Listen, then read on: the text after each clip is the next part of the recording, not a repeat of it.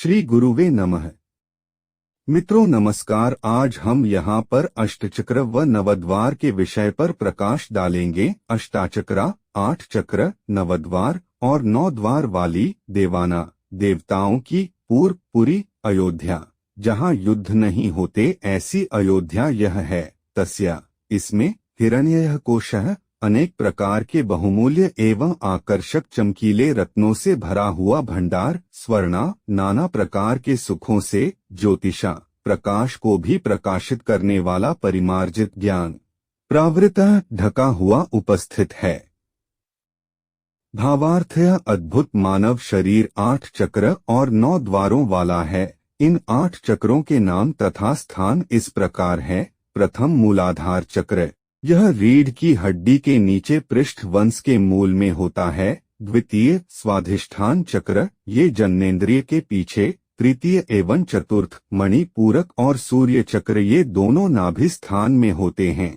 पंचम अनाहत चक्र, हृदय में। षष्ठ विशुद्धि चक्र, गले में। सप्तम आज्ञा चक्र, भूमध्य में। अष्टम सहस्रार चक्र, मस्तिष्क में होता है। इस प्रकार ये 8 चक्र अर्थात नस नाड़ियों के विशेष गुच्छे इस शरीर में मज्जातंतु के केंद्र रूप है।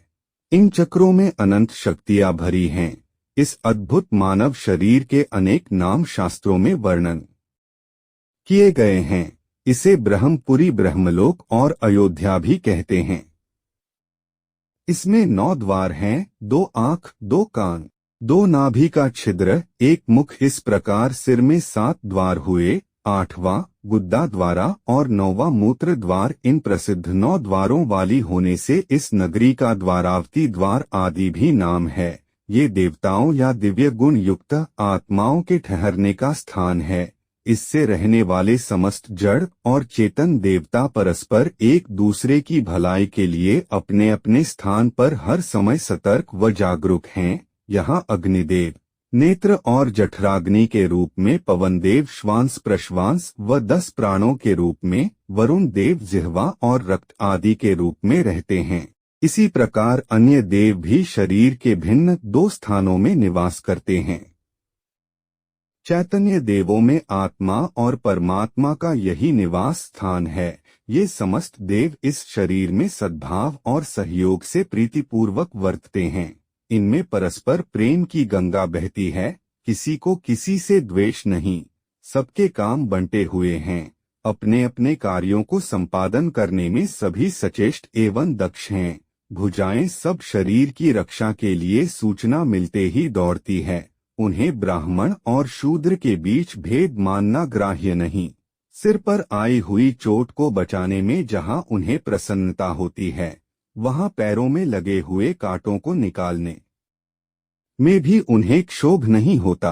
अतः यह शरीर परस्पर युद्धों से रहित अयोध्या है।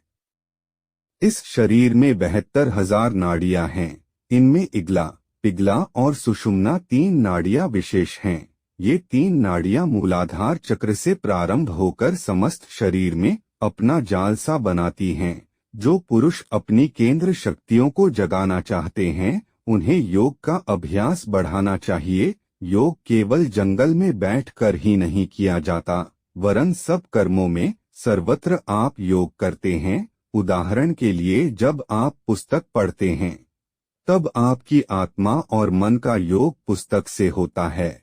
ऐसा न होने से आप भोजन करते समय भोज्य पदार्थों से आपके मन और आत्मा का योग होना अत्यावश्यक है। ऐसा न करने से भोजन द्वारा प्राप्त होने वाला आनंद आपको नहीं मिलता।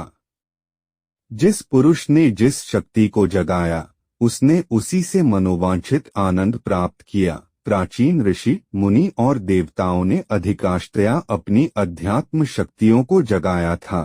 इसीलिए तीनों काल अर्थात भूत, भविष्य व वर्तमान की बातों को जान लेना, अपनी इच्छानुसार शरीर बदल लेना, अपनी आयु को इच्छानुसार बढ़ा लेना तथा मोक्षादि सुख प्राप्त कर लेना उन्हें सब सुलभ होता था। महर्षि वाल्मीकि ने हिंसा को त्याग कर शरीर सुषुप्त अहिंसा को जगाया। कौन जानता था कि घन अज्ञान में फंसे हुए हिंसक वाल्मीकि महर्षि पद प्राप्त करते हुए संस्कृत साहित्य के आदि कवि और धर्मज्ञ बन सकेंगे। ऋषियों के उपदेश ने उनकी सुषुप्त हृदय तंत्री को इस प्रकार झंकृत किया कि वाल्मीकि दृढ़ विश्वास और साधना से महर्षि पद प्राप्त करते हुए अनंत सुख को प्राप्त हुए। महर्षि जमदग्नि सहस्रबाहु अर्जुन द्वारा कामधेनु गौ छीनी जाना व आश्रम भ्रष्ट करने से परशुराम जी की सोई हुई क्षत्र शक्ति जागृत हो गई और प्रतीक्षाबद्ध होकर उन्हें 21 बार पृथ्वी को क्षत्रियों से रहित करके ब्राह्मण को पृथ्वी का दान दिया। राजा विश्वामित्र व ब्रह्मतेज के समक्ष क्षात्र शक्ति देह प्रतीत हुई अथ राजपाट छोड़कर ब्रह्मत्व प्राप्ति के लिए कठोर तप करके ब्रह्मत्व प्राप्त किया। जामवंत के कहने पर हनुमान जी की सोई हुई शक्तियां जाग गईं और समुद्र पार करना उन्हें सहज सुलभ हो गया। संसार में बढ़ती हुई हिंसा प्रवृत्ति को देखकर महात्मा गौतम बुद्ध के हृदय में अहिंसा का उद्घोष हुआ। स्वामी शंकराचार्य जी ने अनेक देवतावाद का विरोध में अपनी आत्मा की आवाज एकेश्वरवाद का जीवन भर प्रचार किया। अगस्त ऋषि के सच्चे शिव शक्ति की खोज पर कटिबद्ध करने में जीवन भर आई हुई विघ्न और बाधाएं उन्हें अपने दृढ़ निश्चय से डिगा न सकीं। स्वामी रामतीर्थ ने अपनी इच्छित शक्तियों को जगाकर ही करोड़ों मानवों के हृदय में स्थान पाया था। महापुरुषों के प्रत्यक्ष उदाहरण आपके सामने उपस्थित हैं। इन सब ने ही अपनी अपनी इच्छा के अनुसार अपनी केंद्र शक्तियों को जगाया था, तभी वे सामान्य पुरुषों से कुछ ऊंचे उठ सके। यदि अपने दृढ़ निश्चय और पुरुषार्थी भावना से विघ्न बाधाओं को ढकेलते हुए अपनी सोई हुई शक्तियों को जगाएंगे तो महापुरुष, ऋषि और देवता बनना आपको कठिन न होगा। आपके पूर्व पुरुष जो ऋषि, महात्मा और देवता अब तक बन चुके हैं, उनका शरीर भी आपकी तरह ही हाड़ मांस आदि का बना हुआ था। आप प्रतिदिन यह अनुभव करते हैं कि किसी बात, हृदय या घटना से कभी आपको रोना आता है और कभी हंसना, कभी आप चिंतित होते हैं तो कभी चिंता रहित। आपके शरीर में कभी करुणा का बाहुल्य होता है तो कभी क्रोध, कभी दूसरों की भलाई में जीवन बिताने की चाह होती है तो कभी केवल स्वार्थ की भावना। इसी प्रकार कभी भक्ति और वैराग्य जागता है तो कभी मोह और ममता। आप में से बहुत कम ऐसे विचारक होंगे जिन्होंने इस रहस्य पर गहराई से विचार किया हो।